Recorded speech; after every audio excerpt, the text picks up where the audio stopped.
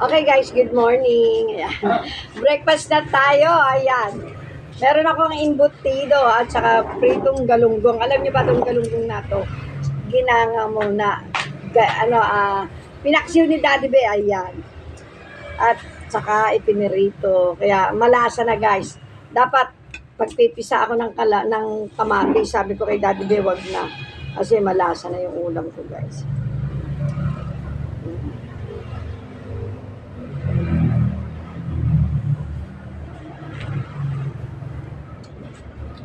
Embutido.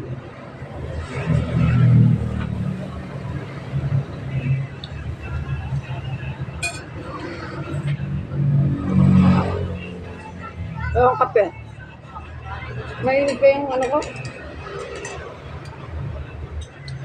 Yung kape ko guys. Nagbago na naman ako ng brand ng coffee guys.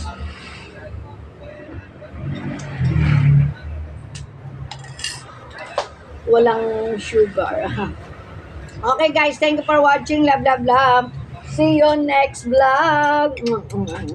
Love you all.